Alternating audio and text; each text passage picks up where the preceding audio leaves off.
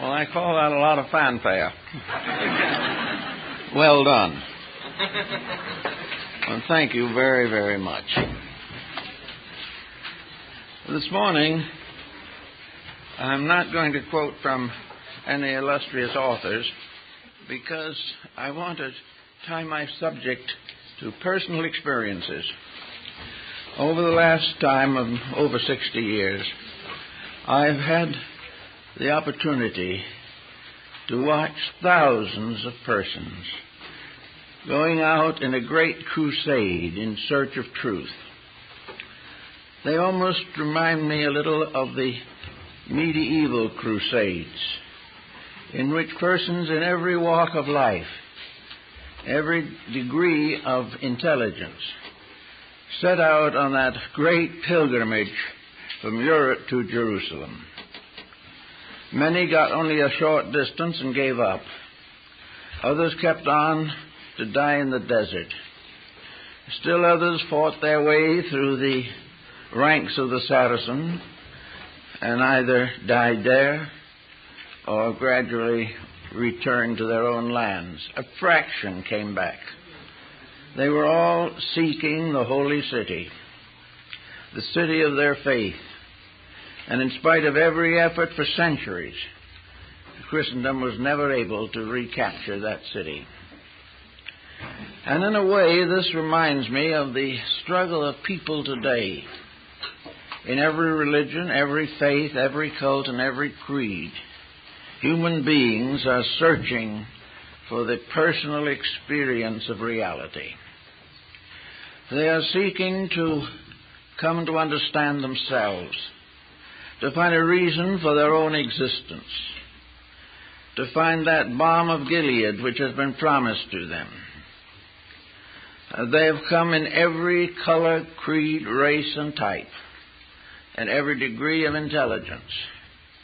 And yet, with it all, so very few have reached the goal that they sought.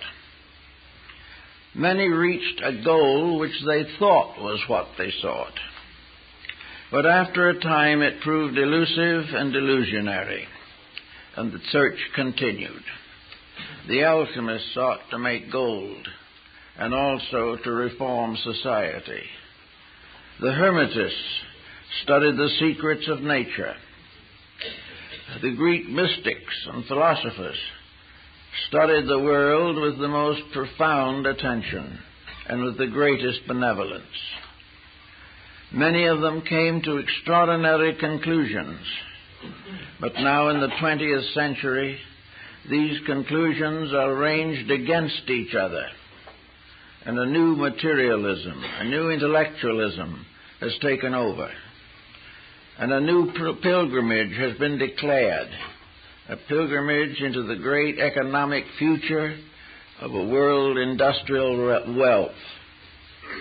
Still, the search goes on, the search for peace among nations, peace in our own hearts, peace in our family lives, peace in our national governments.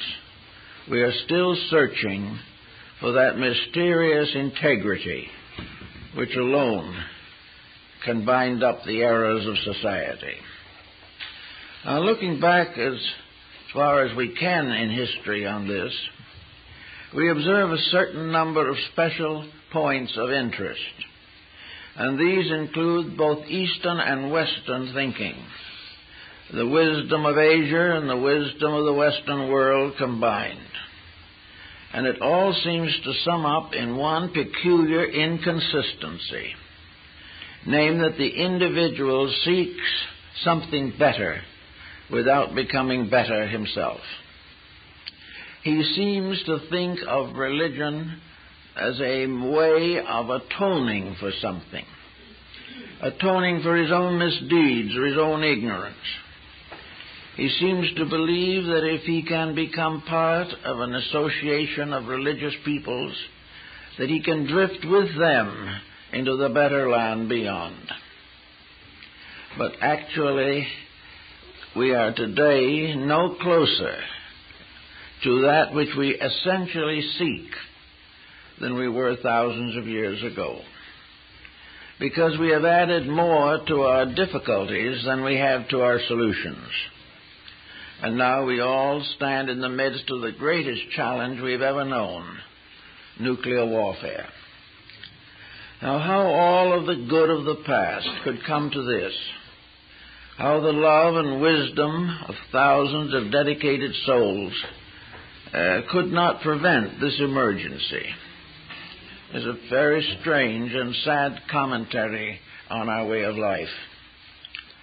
So this morning we want to take up the problem of opening the doors to the inner self, to the reality within us, to see if we can come to a little better understanding of the problems that we face.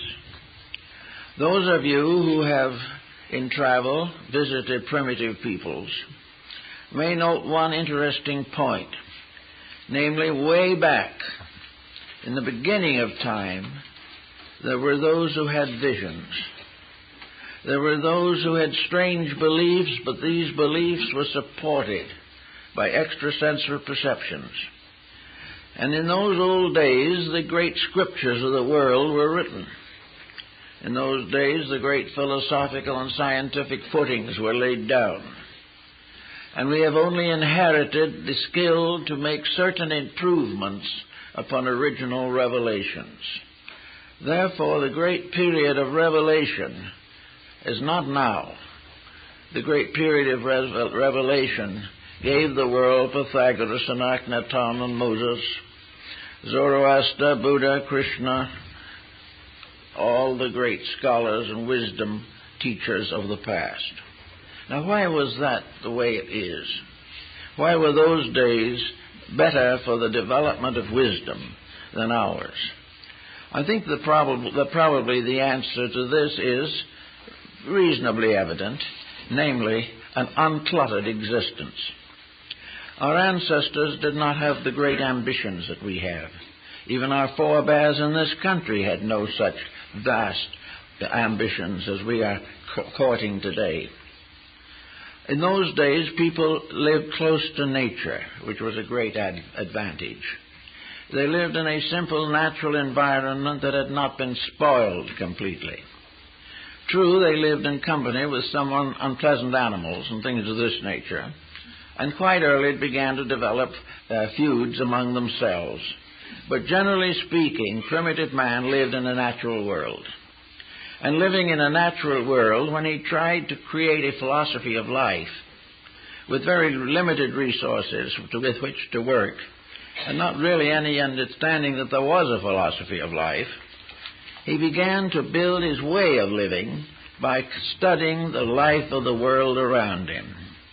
There is an account, I don't know whether it's completely factual or traditional, to the effect that speech came from nature. That long before the individual was able to have words or created alphabets, he copied natural sounds. And having the proper structure in the throat to do so, he was able to imitate the sound of a waterfall, or a wind through trees, or the cries of birds and animals. And this seemingly was the beginning of language. He found it possible to tell his neighbor or communicate certain ideas, feelings, impulses by accepting the sounds of the natural world. He knew sounds that frightened him and sounds that pleased him. He knew sounds of birth and sounds of death. And from all these, he began to develop a series of sounds which became gradually letters of a primitive alphabet. But these sounds came definitely from the natural world. So did everything else he had. He had to come to the conclusion that if he was ever going to understand the invisible, he must be able to find it in the visible. Almost all old theologies are merely abstractions of natural phenomena. The gods were the powerful chieftains. All of the rules and laws attributed to deities were the result of human relationships testing the possibility of community existence. So little by little, we built a world in which nature provided the only available facts. These facts could be, by careful meditation perhaps, or constant reinvestigation, could become truths. And this, in a sense, is the beginning of modern science in 17th century Europe. Namely, that there were truths that could be built upon facts. That these facts could become the basis of rules. That these facts, by constant repetition and investigation, showed nature's way in a great many directions. It made it possible to decide internally, to a measure at least, what nature expected us to do. On the basis of nature would penalize anything that was not within its own approval.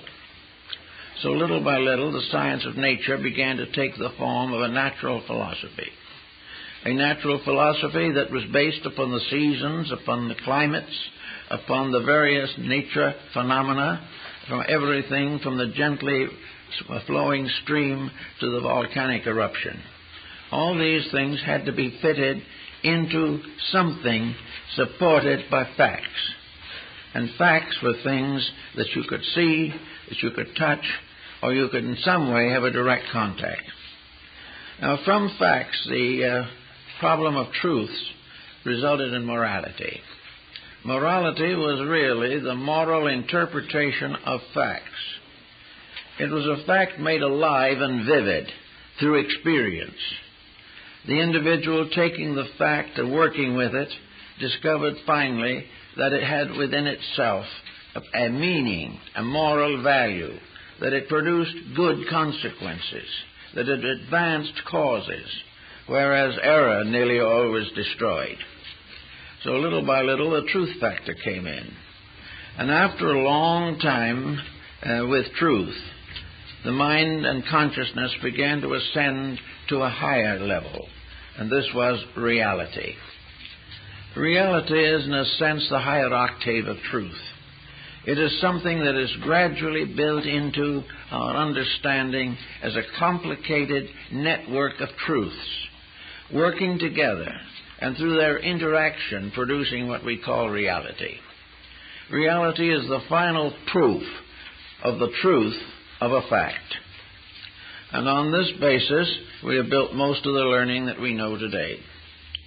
Now, it also follows that from the beginning of time, individuals, in a mysterious way, began to question themselves. The caveman probably was among the first to ask why he was created in the first place. The answer has not yet been found. Most people have the slightest idea where they're here. They have no idea where they came from, except biologically, and nowhere near any more from where they're going, except in terms of the mortuary. All of the rest is a noble internal reaction to something. The individual was not willing to accept the fact alone. He had to build it into a moral value which became his truth, and he finally had to accept it and live it and grow because of it, and that way contact reality. So we're going to now question how the people of today or of long ago continued their search for reality. And what did they use to open the doors between the visible and the invisible? How did they expect to attain a concrete, visual, audible reality? Well, in the earliest days that we know of, there were in all tribes and nations certain mystics. And these mystics were persons who were given to strange dreams, visions, curious experiences, which did not limit their consciousness entirely to the common world. Somewhere along the line, dreams became a part of man's structure of searching. A dream had certain technical advantages. It could be described. It could also be experienced, and it could be, in a sense, fitted into the social pattern. A dream might, therefore, pertain to a world or vision or place beyond this life. A vision could be an experience of that which is beyond, a conscious contemplation. Now, of course, for a long time, dreams were considered as symbolic of mystical values. Dreams were the basis of healing in ancient Greece. Dreams were the basis of social growth among the American Indians. Dreams were always something a little beyond, a little intangible, but sufficiently substantial to be recalled, to be remembered, and to be shared with other people. Now, dreams also gave another proportion to consciousness. Dreams often were centered in some other place than the one that we are familiarly acquainted with. While we lived in our comparative modest dwellings, we had dreams of temples and palaces and shrines and great mountains, hierarchies of celestial beings, and all the mysterious mechanism of Dante's Divine Comedy. All of these things could be experienced, and we might add, to be practical, they were perhaps best experienced after reading Dante's Divine Comedy, because that type of reading placed certain attitudes or ideas in the subconscious of the human being. And gradually, as intellectualism increased and improved, the individual not only began to downgrade his dreams, but also to change them to meet the changing social conditions of his times. But dreams were a sleep phenomena that has played a part in man's evolution from the very earliest time. Now, there have always been natural mystics. These natural mystics were not necessarily psychics. They had experiences, but these experiences were inward revelations. The true mystic was not telling his neighbor what was going to happen to him. The true mystic was exploring a realm or a vista far greater than the material world in which he lived. Perhaps among the great mystics we should mention Johann Tauler, Jacob Boehme, and Emanuel Swedenborg. These persons came from different areas of life, different levels of culture, but also had similar experiences. Swedenborg was a scientist of high standing, and Boehme was a shoemaker, and Tauler was a monk. These different people all had mystical experiences, and these experiences resulted largely from a great longing or a great yearning, or, as in the case of several of them, a great tragedy in their personal lives. There came a time, and is always a time, when an individual who becomes sorry for himself, perhaps quite legitimately, not simply an emotional state of affairs, but a frustration of the real values of living. The individuals of this type may retire into themselves and live in a world of constructive and idealistic fantasies. But are they fantasies? This is also a question that has never been satisfactorily solved to meet everyone's requirements. But we also know that the mind has become a powerful factor in the effort to make the invisible real to us. And the mind has developed all kinds of experimental processes.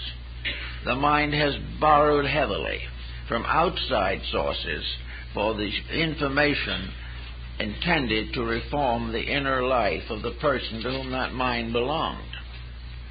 So the mind almost always builds an invisible upon the visible through a certain intellectual, mental approach.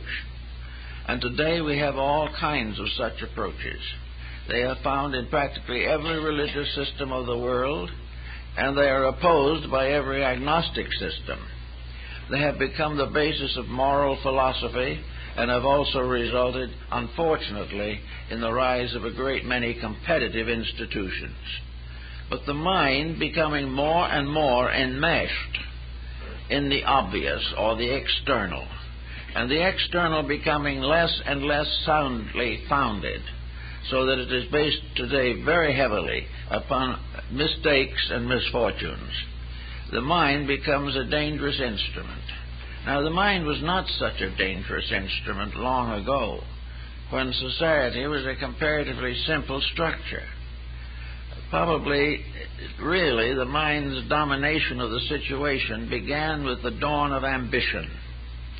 And when ambition reached a certain degree where it was willing to accomplish its end by destructive means, then ambition became a mental liability. And we have several such liabilities today, in which the mind is really no longer capable of direct thinking. It is no longer capable of truth-seeking in the real sense of the word. The term truth has come into bad times and has now been applied to so many different mistakes that it is practically impossible to classify them. But the fact seemingly remains that the mind, which might possibly have opened the doors to the internal, has only become another gatekeeper, preventing us from entering. The mind, therefore, guards the gate of the superior as a watchman to make sure that the individual does not outgrow the level of thinking which is common to his society. It is assumed that if he does this, he will be an outlaw, impoverished, and probably disgraced. So the mind guards his outer reputation at the expense of his inner life. Now, with this problem more or less obvious, what have we left as ways of finding the inner? Well, the second way, perhaps, is religion, as expressed through the heart doctrines of many people. Most people who will follow the heart doctrine, basically, are not intellectuals primarily. They may have excellent minds, they may know everything that a true intellectual does know, but they also have something else. They have a dimension of sympathy, a dimension of compassion, and they also have a deep-rooted belief and feeling that somewhere in the great pattern of things, an infinite love is moving the universe. These emotional-centered people, therefore, very often come closer to the reality than the intellectual. In emotion, you have experiences, sometimes disillusionments, sometimes discouragements, sometimes destructive reactions, hatreds, and so on. But basically, the heart doctrine is one based upon the teachings of Jesus or one of the other great benevolent world teachers. It is based on the assumption that the search for the reality of things is the primary purpose of human beings, and to live together in a fraternity based upon the realization of reality is the solution to the social dilemma. So the heart doctrine has had many exponents, and many of them have had, I think, a greater benevolent influence on mankind than almost any other level of instruction. The person who is in friendship and in love and affection some way seems to live on, and live on in the virtues and achievements of himself through his descendants. It is therefore a very important point to make sure that we realize the tremendous significance of religious affections. But now comes the rub. The religious reflections run into controversy. The individual wishing to be a devout person may find that devotion today is strangely altered, that the simple affair of doing good, of being kind, of being unselfish, these things are no longer really available in terms of affection. The individual has been cheated too often, he has been imposed upon, and he has also developed ulterior motives within himself that are so powerful that he is really incapable of a pure emotion. He cannot prevent his emotions by being colored, or he cannot reconcile the inconsistency between a noble emotion and an ignoble action. So both exist together in the same person, and this conflict results in a loss of man's affection as a means of liberation. Now, another type of thing, we go down to a lower problem again, but one that's very distinctive, and that is social relationships. The humanitarian, the individual who lives to help the underprivileged, the benevolent person, the person who devotes his life to the service of mankind in one kind of way or another, the devout physician, the devout attorney, the devout industrialist, the individual who basically is unselfish, becomes a servant to physical needs of human beings, and also becomes an inspiration to their internal requirements. These all constitute a level of virtue in which the person becomes virtuous through service. And service is, of course, in fact, and in vision and in substance, the noblest expression of man's inner life. But the inner life itself must still be considered. We must try to find out what happens to help the individual to have an inward experience that is great enough to dominate his mental, emotional, and physical attributes, and in that way give him back to the leadership of the best of himself. Plato said that a country is best ruled when the best persons rule. The human being is best governed when the best part of himself leads. Now, some think the mind is the best part, others the emotions, some the physical body itself with its resources. But all of these finally come under the leadership of that which dwells within the body, within the emotions, behind the mind. What is this basis of reality? How are we going to reach it? How are we going to challenge it to come out of its strange aloofness so that it can become available to the person? One thing we find out immediately is that this search has to be personal.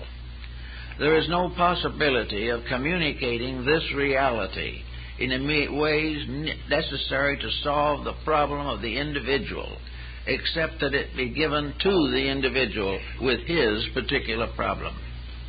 So we have to try to find out how to reach the opening of the inner life so that something superior to mind can become the ruler of mind, and use the mind, the emotions, and the body as an instrument for the fulfillment of a sacred purpose. This we have to try to discover in one way or another. We begin with it, and we begin to see that in ancient times there were various doctrines that were developed very largely for the purpose of bringing the individual into contact with his own higher nature. That there were teachings that taught him to rise above even the highest aspects of his own mind into an immediate and intimate experience of reality. This became a very deep and important problem, particularly with the Neoplatonists and with the Buddhists and several other groups, that the quest for the way to become enlightened. Enlightenment being, in this case, the light of the inner shining upon the outer. It was not the individual holding a candle up before his own mind. It had to be something else. The light had to be something that came from above and not through him as a person. It had to be a blessing, a benediction, a baptism of the Spirit. And he had to try to find if there was any way in the world in which it could happen to him. And most of those who have achieved greatly believe that it could happen. And those whose recorded remarks and opinions on the subject have descended to us, while they do not tell us the way, tell us the way they developed, and maybe gave us a clue to what we could do in our own time and in our own way. One of the first things that we are told in ancient scriptures is the simple line, "Be still and know that I am God." Now, I think perhaps this is one of the most important statements in connection with man's religious life. The problem of trying to be still. Now, when we think of still, if we are bound to material things, we will simply say that the individual does nothing. That is not the answer. That is not what is intended. Intended only to become part of worship. When the individual seeks the ordinary, he can read a school book or attend a class. When he seeks to know the mystery of his own inner self, he cannot storm the gates of heaven. If he tries to get into the sheepfold, which was the old name for religion, by any way except the proper gate, he is then a thief and a robber. Therefore, the ethics, the morality, the integrities involved have to be kept in mind at all times. To be still to the mystic means to be free from the involvements of mind and emotion, and free also from various physical symptomologies that may arise, in order that he will permit that which is truly the over-self to be heard. The still voice, the small voice, comes to the individual who stops talking long enough to hear it. And that is very rare, even in religion. The problem always is that we are trying desperately to decide for ourselves on mental, emotional, and physical levels those problems and decisions which can come only from something superior to what we now use. We have to some way break into that mysterious realm that has been called intuition or the extrasensory band. Now, we have to be careful even of this, because the extrasensory band has now become locked in the intellectual pattern. The extrasensory perception now is merely to explore scientifically those parts of the universe which might be usable here, but which we are not aware of at the present time. Therefore, extrasensory perception may be completely selfish, may be intended to advance destruction, may be engaged in order to find new weapons and new ways of avoiding truth. These things can come from the wrong understanding of what is intended by the concept of be still and know. To be still now, for us, in this particular world in which we now live, it seems to me, is to cease doing that which is not necessary, not right, and not good. The individual must choose sometime to clearly face the fact that he cannot be right if he continues to act wrong. That there is a relationship between conduct and consciousness. There is a relationship between our material personality and that mysterious locked over self which we are seeking to understand.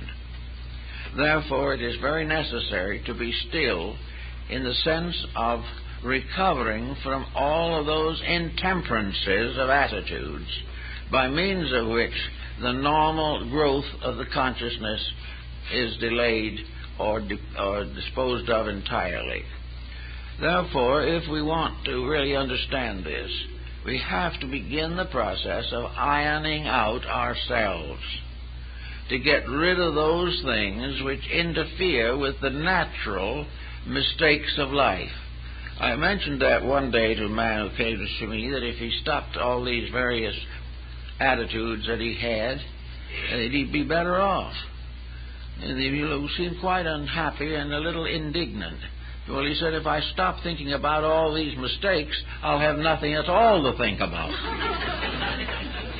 Well, that probably is true. But it is possible to imagine that there might be some things to think about that are not mistakes, if we give any ground for such thinking. If we are willing to gradually iron out the impulses and intemperances with which we have burdened ourselves for thousands of years and brought with us in any sequence of rebirth that happens to us. Supposing we say that the individual who wants to get better is trying to grow because the present condition has become intolerable. The person is not satisfied as he is. He is not satisfied in what he has been, but he does not know how to carry himself into the future without dragging this rubble with him. Tomorrow is just another day in which to worry about the problems of yesterday. This whole problem of the continuity of a compound attitude has to be broken up in some way. The person has to be able to be quiet without unhappy thoughts coming. He must be able to be relaxed and think without thinking destructively, critically, or in some way detrimental to all concerned. And if his thinking is so bad he can't stand it, he has got to learn to get over the instinct to take a drink or something and forget himself. The individual trying to forget himself is really telling us he's trying to forget a personality that is impossible. And there is no way of getting away with it except by outgrowing it. Now, some have undoubtedly have been able to drink themselves to death, and hope that by this means that they have accomplished everything that was necessary. While these people belong in believe in the kind of life that we are generally living, they will feel they have got release. But to the deeper thinker, they have solved nothing and have escaped nothing. So that the problem becomes again, cure it now rather than face it later. So in the problem of getting started on this inner search, we have to try to find out that nature, in its own way, our natural compound, is essentially cooperative. The body, with all its natural functions, is really a pretty good creature, considering everything. It has laws and rules which, if we keep them, it will keep us as long as possible. It also has rules that we cannot break. And the moment we begin to reject our responsibility to the body, we're in trouble. We get so interested in what we're doing mentally and emotionally that we wreck the body. And because we have wrecked the body in accomplishing a large personal fortune, we then feel that the wreckage was worthwhile, but it isn't. Actually, therefore, the first laws that man faces are obvious to himself. He faces them in his daily living, but he has learned to carefully ignore the findings. He also has developed a new escape which our ancestors really didn't have, namely that if he couldn't get out of the trouble himself, he could hire someone else to get out of it for him. But it's just as difficult to have another person solve your problems as to have another person eat your food and you be nourished by it. You can't do these things. So we have now the complex situation of people who want to grow, but have already stunted their own growth badly. They want to be better, but they do not know what to do with the mistakes that have accumulated. I think the old mystics had the perfect answer for it. They simply said, "Be quiet and know that I am God." Now, this wasn't a theological type of definition. It is a definition based upon the concept that when we cease to build our own mistakes, when we cease to fashion a giant monster out of our own intemperances and relax, all of these evil things simply fade away for lack of nutrition. But they will not fade as long as one drop of nutriment is available to them. As long as we continue to have unhappy attitudes, we are not going to solve the mystery of our own inner consciousness. Actually, the way of life physically that gives us the maximum probability for years is the same type of discipline as that which is necessary to the mind and the emotions so that they will fulfill their duties as perfectly as possible. When the emotions are quieted down to simple, gentle, real values, the emotional nature is protected. We have no likelihood of trouble with some of the internal organs of the endocrine system, which have particular control over our emotional content. We will not kill ourselves by false feelings any more than we will kill ourselves with bad food. When we go up again to the third one, we have the mind. If the mind is used as it was intended to be used, and that is for the common good, for the advancement of everything that is real and valuable in life, if the mind could be released from the terrific pressure of self-interest, if it could get away from all its scheming on how to defeat a brother, and rather simply, quietly work out how to help him, all things would be much better in the mental world. There would be much less mental breakdown, and we would not be suffering from too many cases of senility. It is the misuse of the mind that gradually changes life into a dismal dwelling for the individual. So in each of these levels there is a natural law. Each of these creatures has its rights and privileges. Each level of ourselves has its inalienable needs and corrections. They're all here if we want to use them. Now, a lot of people have been perfectly willing to support religions industriously.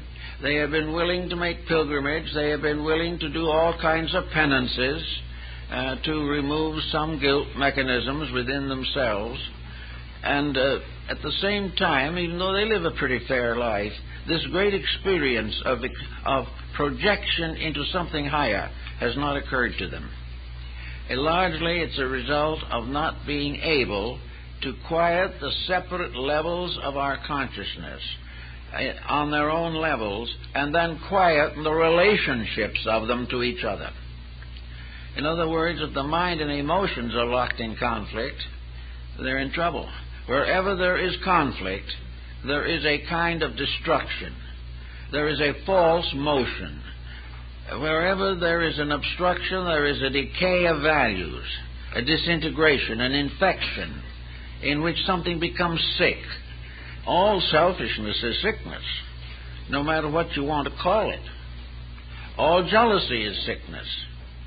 These things are just exactly as serious as sicknesses as are the ordinary physical ailments which we may or may not be able to cure.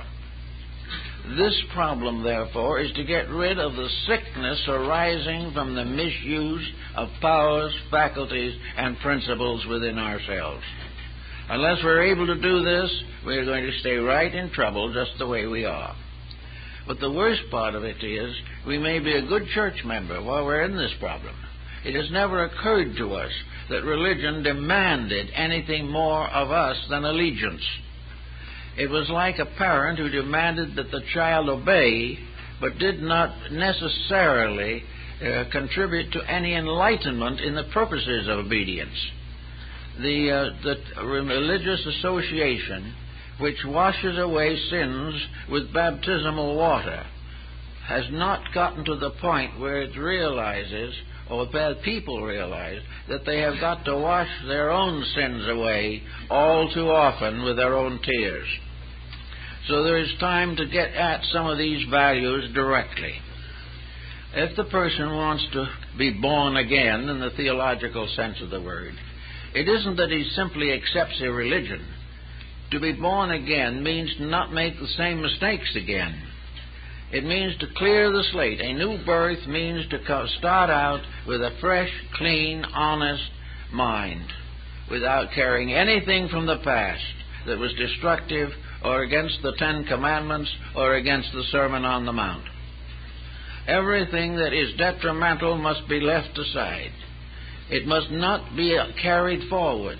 Yet the individual may be born again and still be in some business which is highly competitive, or in a family relationship in which tyranny dominates, or children are neglected, or the older members of the family are ignored. All of these things are not assumed to interfere with being born again. But to be born again with them is to be just the same as you were before. instead of a new birth, it's just a new name for the same old things that you always problemed. Now, out of this, there's something more, though, than just keeping the moralities straight. It is part of this business of being quiet. Every agitation, every intensity of negative attitude is dangerous to the inner life of the person. Therefore, we say that when we want the individual to be still and know,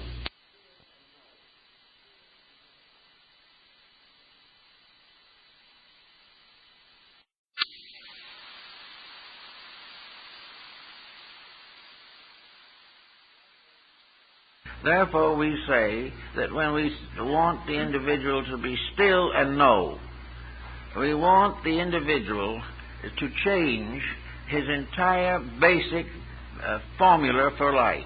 It doesn't mean he can't speak. It doesn't mean he can't have ideas. But he has to have only things that work together for good. The body, mind, emotions must be brought into harmonic relationships. There must be no discords in the compound of the person. It doesn't mean he necessarily is awfully well advanced. He isn't perfect. He isn't above making an occasional mistake. But when he makes a mistake, he knows it and he's sorry. And when he's not too wise, he may be much deeper in the mysteries of his own inner life. So the problem is that in stillness now is the end of conflict, not the end of function. It is that no longer will the individual be in a continuous disturbance with himself. He will not regret what he did yesterday and build a new regret today. Pythagoras advised this doctrine of recollections to accomplish freedom from habit patterns. He advised his disciples that every day they should live their lives over again backward for that day. See what they did right and what they did wrong, and determine to correct any mistake that was made during that day. Recognize it, correct it, and outgrow it, and reach the condition in which it would not be repeated. So what we're asking for, really, is a good-natured person of kindly disposition who has managed to get over griefs and grievances, who is able to live in pleasant relationships with other people, who is not jealous, who does not tear down reputations, and doesn't lock in feuds with anybody, who holds no violent dislikes over subjects they do not understand, do not take sides on problems they do not know, but whatever happens, remain open and ever watching for the good, and watching and rewarding only the best of their own conduct. This means a more or less simple life. One way that the medievals found to gain this simple life was by joining the clergy. They became monks, lived in monasteries, worked in gardens, spent most of their time in prayer and meditation. But this didn't work quite well either, for in this case, the isolation was the individual arming himself against himself. He was determined to destroy the opportunities to make mistakes and gain virtue in that way. It's not done that way. It doesn't work. The individual does not recover from his mistakes because he locks himself away from temptation.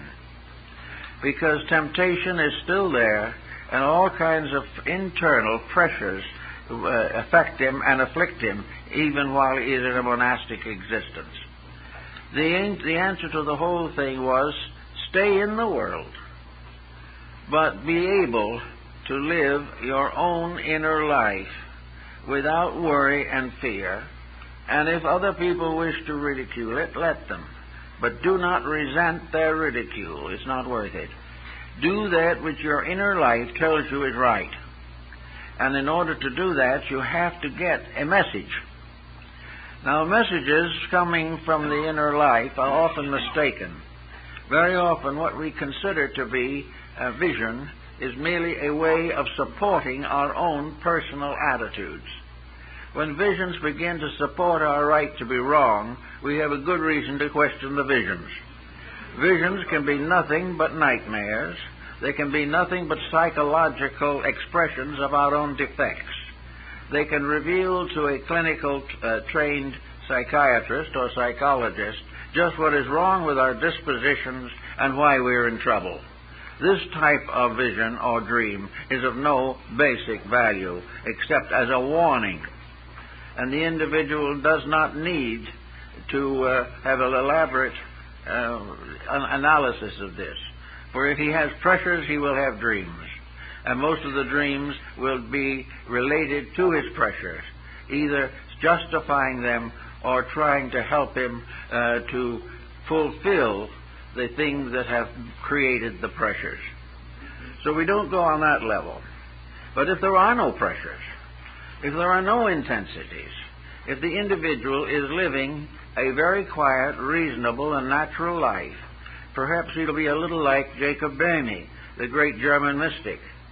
He was raised and educated as a shoemaker. He was an apprentice shoemaker. Finally, we got his papers and became a master shoemaker and lived in the little town of Görlitz all his life. He was married and had children. He attended the Lutheran church, and he was a very simple person with only the education possible from a local school, which probably taught him only enough to read the Bible. So this man quietly, peacefully made a strange compact with himself. He resolved to live as best he could in his simple way, the best he knew. And he was a very quiet man and a very charitable man. And when the Lutheran communion turned against him, very bitter, he never for one moment showed the slightest resentment. While they were denouncing him in the church, he was sitting in his pew and listening to it. He was unwilling to even pick a quarrel with the men who were accusing him of heresy. Fortunately, at that time, the Inquisition was not in control in Germany, so all they could do was downgrade him. But actually, in this very simple family way, they say a very wonderful father, a faithful husband, a good friend, and an absolutely honest craftsman who marked every shoe he made and guaranteed it. To this simple man came some of the most extraordinary visions recorded in history. One day, while he was working in his shop, he had a chance to look up, and he saw a ray of light striking a pewter plate on the wall. This ray of light struck him in the eyes, and in that moment he had a vision of another world. And this vision he had of another world had none of the peculiarities that we associate with sectarianism. It was a world which he had not even a terminology for. He borrowed all kinds of words from his friends and neighbors because he had no words. He also was able to gain some terminology from alchemy and astrology and other subjects, but he used them always in his own way, not the way they were originally being used in the communities. Little by little, Boehme discovered in himself a strange and wonderful truth that was the basis of all his thinking and all his living. He said that in the very beginning there was nothing in the universe but peace, that this peace reached everywhere, and everyone was in peace with everyone else. And they talked to God, and God answered them in the voice of a small child, a very gentle child, not much older than themselves, because he was speaking to common people and not to great scholars. And they were all peaceful until along came Lucifer.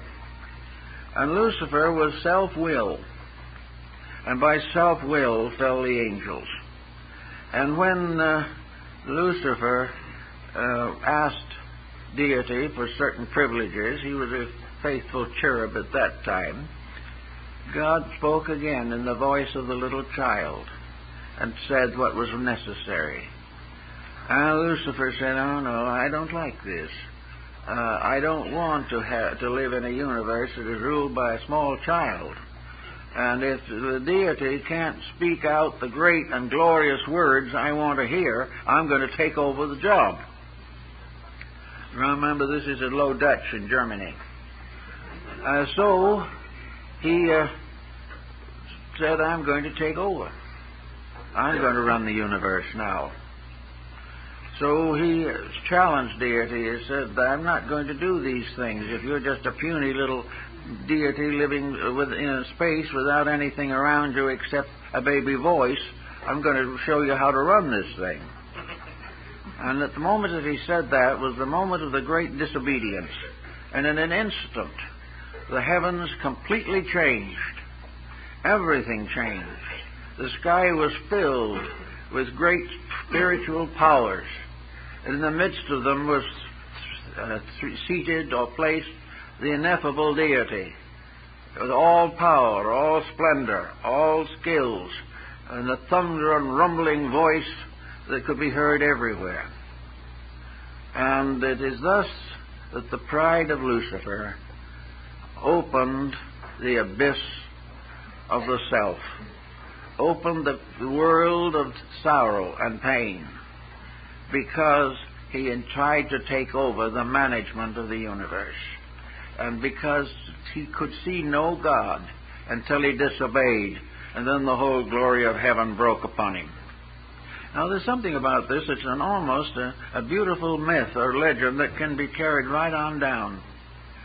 For the man taking over the universe because God didn't seem big enough to handle the job is something that we all might think about occasionally.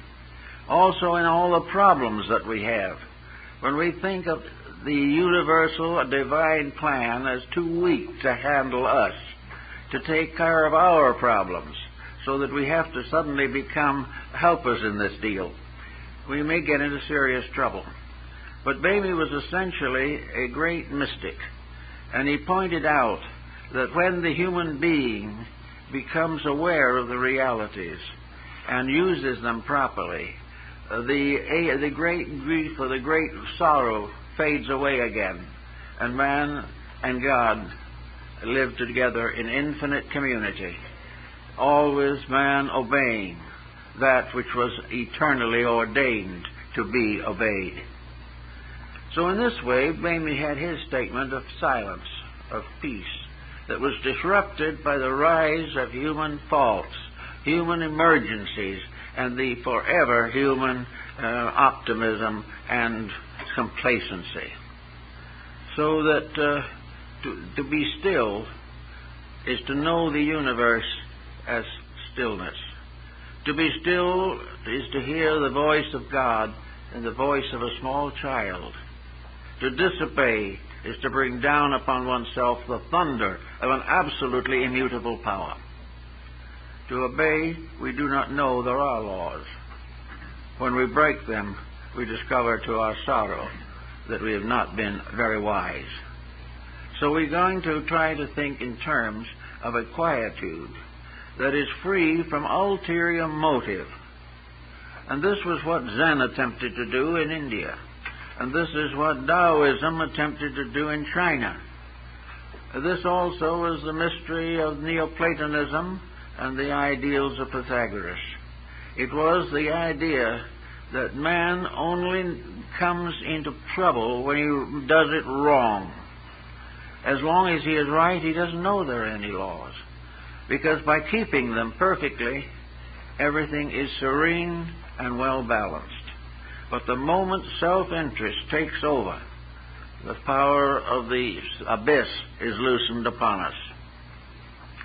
So we think now of quietude as just quietly doing the things that are right, peacefully doing the things that must be done in peace, and performing all good deeds in the name of the one sovereign good upon which we all depend, and from which we must gain all our life and resource. Now, the mystics have found out that if we live this quiet inner life, that we can carry every responsibility of the outer life with dignity. There is no need for us to go around depriving ourselves of everything. We only have to deprive ourselves of those things which were never any good for us in the first place. We only have to get over what was wrong. We are never punished for what is right. But if we get these things into a quietude and peacefulness, then this achieved condition is the opener of the door. This is the power that makes possible for us the actual direct participation in reality. It is that power which comes to us when we do not interfere or condition that power. When we keep it and keep its principles in integrity and in right. We are like what the Chinese sages said, that in the ancient days the wise slept without dreams. There was no dreaming about mistakes or therapeutic dreams. There is simply a great quietude. And in this quietude, a perfect peace, the heavens open, and the reality affirms itself in our lives. The story of the fable of Christ knocking at the door is much in this thoughtfulness. That which is real knocks at the door when we listen. But when we do all the talking ourselves, we cannot hear the gentle voice of truth or note the gentle knocking on the door. It is in peace and quietude alone that we can open the doors. It opens the doors means that we make ourselves receptive to a higher level of consciousness. We make ourselves receptive to the experiences of the inner life. We have a victory of soul over circumstance. We have a victory of reality in ourselves over the errors and illusions of daily living. As a result, we are in peace. We are quiet. Now, in the old initiation rites, we were usually subject to very serious tragedies. In the ancient mystery rituals, the candidate was given very firm and terrible tests. There were even degrees in which his life itself might be hazarded, unless he was right. And in all these things, he had to fulfill the great tests of life. He had to recapitulate his own existence and go through a series of harrowing circumstances which would result finally in his attainment of oneness with the inner consciousness. Well, maybe today we're still taking the same rituals. We don't call them rituals anymore. We call them mistakes of other people or inabilities of governors to govern, inability of the governed to govern himself. All these things we now call blames. Probably they are actually tests, experiences which will never cease until we stop making the mistakes that cause the trouble. There will never be a time when social legislation can prevent the individual from making a mistake. And we can never have perfect leadership until we have an intelligent following. There must be dedicated followers and enlightened leaders. And in every case, the enlightenment means self-victory, the victory of the inner life over the outer circumstances, the outer temptations, the outer beliefs, the outer circumstances which lead to trouble. So the Buddhists and the Zen people, for instance, have a very quiet method of meditation. They sit quietly and they simply allow not a blank to set in. The idea is not to make the mind a blank. The idea is to make the mind a gentle disciple, at the kneeling or seated at the foot of the reality within. The human becomes the chela of the divine, becomes the disciple of that which must always be the leader. And various ways these revelations come to people. Sometimes they may come in an occasional dream, which is a vision or a real spiritual experience, which is comparatively rare. But all spiritual experiences must be doubted if the individual who has them has not conquered the common mistakes of himself. Anyone who believes an extrasensory experience, who is still incapable of the direct control of his own life constructively, must be afraid of imposture. And any organization that promises the individual that he can become great without becoming good is also a very dubious organization. There can be no rising upward into the higher levels of consciousness except through a kind of meditative discipline. And what is meditation in this case? It is not sitting in a corner somewhere with your eyes closed and your fists clenched tightly. Meditation in this case is the quiet recognition, realization of the values of life as they have been presented to us in daily experience. Meditation helps to bring us a new way of being useful, a new way of solving or helping to solve problems around us. Now, we can say with all meditation practices that nobody can solve anybody else's problems. This is true. Therefore, the fact that we think we are solving them is not quite really true. The part that is beneficial to us is the fact that we have given up something of ourselves because we love someone else more. This is the great gift. And the great gift, in turn, going to them, may give them the courage to see what we have done and do it for themselves. Every individual who becomes happy must make himself happy. There is no possible way of other people making anyone really happy. And any apparent happiness that arises without the control and direction of inner faculties is going to come on the rocks one of these days and be seriously shipwrecked. All these things are part of a large plan, a large purpose, a divine way of things. And in our quietude, in the small voice, the voice of the silence will speak. And the voice will be like the voice of God in Bamy's vision. It will be a small, quiet voice, never a thundering of power, never a vast expression of some determination, never a final order descending from on high. But it will be the quiet voice of a gentle person telling us something we ought to know, and telling it as though we were beloved children, and not because we were great people. The recognition of these experiences comes often in various small ways. I know, for instance, one case in which an individual was very fond of a garden. They loved to plant flowers and things of that nature, and they always loved flowers. It was a very kindly relationship. It was a beautiful, quiet relationship, and one day this person, while looking at one of the flowers that was particularly beautiful, had something happen. Suddenly, this flower seemed to speak. It didn't say anything, but it seemed to speak, and suddenly the law of that flower burst into the mind of this very kindly gardener. The law of the flower became a symbol of the whole unfolding of the cosmos. The flower became an infinite symbol of an infinite purpose. And it is.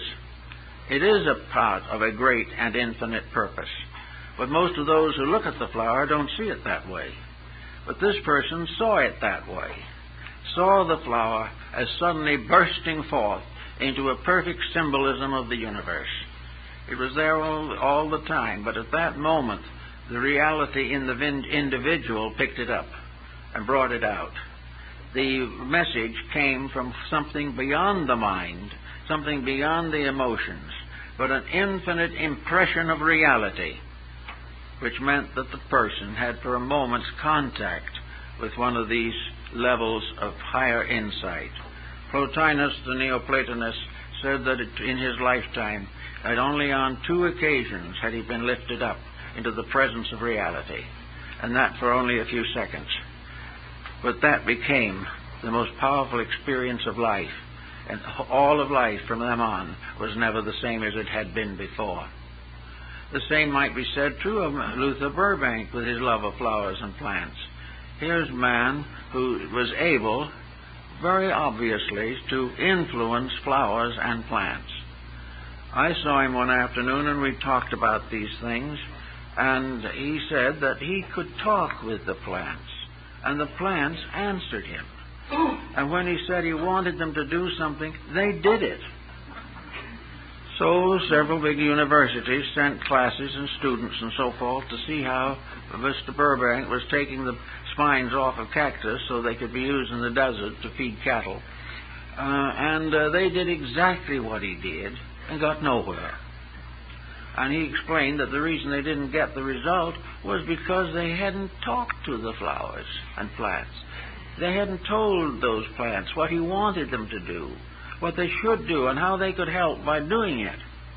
But if you talk with them and understand them, even in silence, you commune with them, not as little things with a root, but as reality, and wound up in a magnificent little mystery, that they obey. And he told me, he said, the only person I ever had that was able to do it was an old Chinese gardener. He said, this gardener watched me and listened. And from that time on, he always talked to the plants. And they did what he wanted them to also. He said, you've got to understand life. Life is not you and nothing, or you and something that doesn't mean anything. And all the flowers and birds and animals and creatures of the universe are real. And to each level of man's thinking, some form of life becomes immediately instructive. And by accepting the instruction, a great new dimension of consciousness is achieved. This is the only way reality can be proven. It can't be proven in laboratories. It can't be proven in anything except all of nature. The very planet and everything that is on it bears absolute and eternal witness to reality. But the reality is not obvious to the person who doesn't know what the term means, or doesn't know what the experience of it means. To us, humanity is a unique thing. Other things are different. We're now beginning to take a little interest in animal life, but at the same time, we haven't found the realities in these things. We haven't found that by looking at the most simple living thing, that we come face to face with a truth, a reality, an inevitable, which we can never influence, but which we can learn to accept and obey. So this is what really opening the door is. This is why the Indian went out and did vigil. He did vigil because he knew that the air was filled with life. He knew that everything that existed was real. Now, he couldn't come back and explain all this to his fellow tribesmen, although most of them probably were sympathetic to it. But the proof of the fact was something else. The proof was that when he went out as a healer and sat and did vigil, the great ones, the true ones, sent symbols to him so that he would know what to do. And far when he was up here with me, he said that a little light appeared somewhere on the earth around him, around a little plant, or a little flower, or a weed, or even some little small animal or creature. And he knew instantly that that which the light was around was the thing that was necessary to heal the sick man for whom he was praying. So he took this material, usually an herb, which he had never used before. He had no botanical knowledge, but he had seen in a meditation that this was it. And he took it and he made a tea with it and he gave it to the sick man. Then the reality proved itself. The man got well. That was the only reality that could be demonstrated. All the others could be a mistake, but if the man got well by a mystical experience, then that experience was real. And it's the same all the way along. We cannot get the positive demonstrations that we seek of all these things. The only thing we know is that the closer we can come to reality, the closer we come to peace, happiness, and health. And the further we get from reality, the more rapidly our problems multiply. Now, for those of us who are just, kind of going along on the way and haven't got too far, there are things we can do ourselves each day. We can begin to quiet the prominent causes of confusion. There is no meditation based upon some esoteric exercise that can ever work if the individual has not accomplished a transformation within himself. This was the highest phase of alchemy. Alchemy was to make gold out of base metals. And spiritual alchemy was to discover the eternal gold of reality in all things, which can be released and brought into manifestation by art. And art in this case is the beauty. It is the skill. It is the wonder by which we do what is right because it is right. This type of thing is something that has come down to us for a long, long time, and it will continue to come down to us until we obey it. We must find the only answer that there is, and that is the utopian answer, that the human being must live the fullness of humanity, of his own endowment. He must manifest all the manifestations of the condition of the level of life upon which he exists. And having done this, he may then request very quietly, or may not even have to request, because realities perpetuate themselves. We expect to go on to the next level of understanding and insight. We are held behind by the ballast of our own mistakes. And until we are able to master those and redeem them or restore the integrities in them, we will remain in trouble. So the first thing to do, if you're really anxious to get on to the discipleship principle in nature, is to start in and prove worthiness. Prove as the ancients did in initiation tests. When a disciple wanted to enter into the mysteries of Eleusis in Greece, the first thing that was done was that his community was invited. The diakon, a leader of the community, was invited to tell what they thought of this young person, whether he was a good person, whether he was a good son or daughter, because women were initiated. But was this person a good, worthy, honorable person? And if the city father said yes, and that he had never been in trouble, that he'd always been a good member of the community, that was a good mark for the person. If he had been troublesome, he would never have been admitted any further. Then, if that was true, they then went to his teacher. Where did this young person study, and what did he study?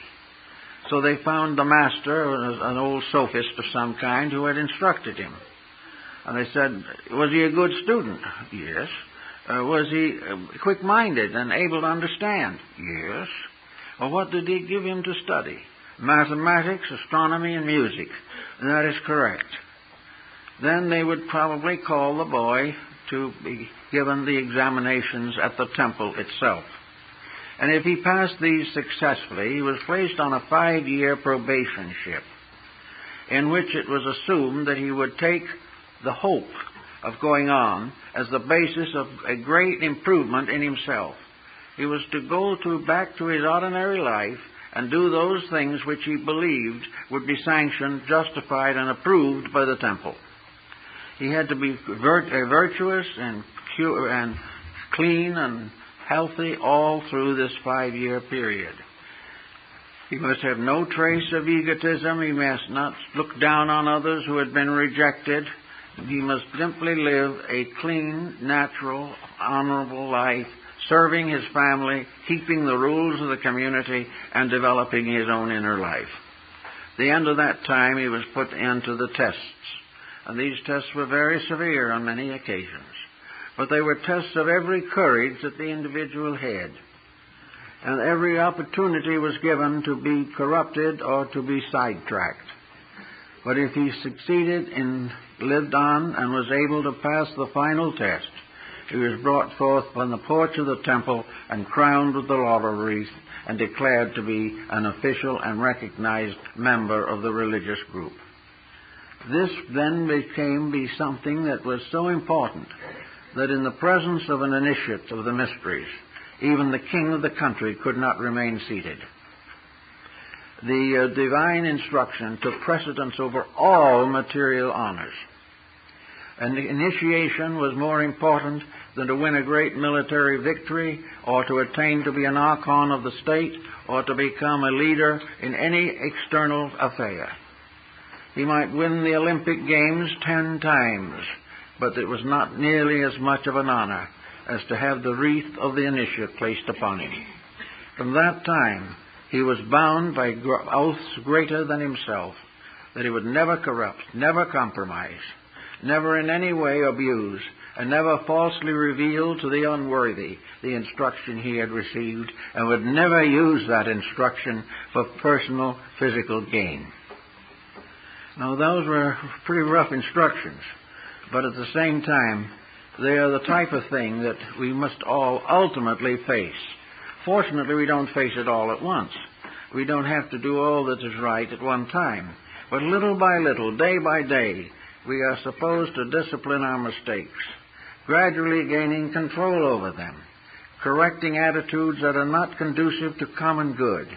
And in this way, by a certain regular order of things, come finally to the point where the interior takes complete control of the exterior, and the individual lives from the root of his own reality, that he is now no longer a person. He is now a great soul in a body. He is an illuminate. He has achieved the end that the physical world can bestow. And he has now available to him all the knowledge of his race, all the wisdom of nature around him, and all the love of the deity whom he represents and who brought him forth. So these are the things that open the gates of integrities. And these are the only ways that the gates of wisdom can truly be opened. And I've got a little announcement I want to make this morning. We have with us a friend who had a birthday last Monday, but we didn't speak Sunday, so this is the first chance we've had. And that is our good friend, Gilbert Olson. Well, many of you know. And Gilbert Olson has been a personal friend of mine for 45 years and has served us here ever since the society was built practically. And today we kind of give him a little note of welcome and appreciation on a little belated birthday party for him. It's not going to be a real party, but it's going to be a chance for those of you who know him to congratulate him on having made it, and also to point out that a big change has come in Gilbert's life. He has left Downey, where he lived for very many years, and he's now moving to Glendale in order that he can be over here more often.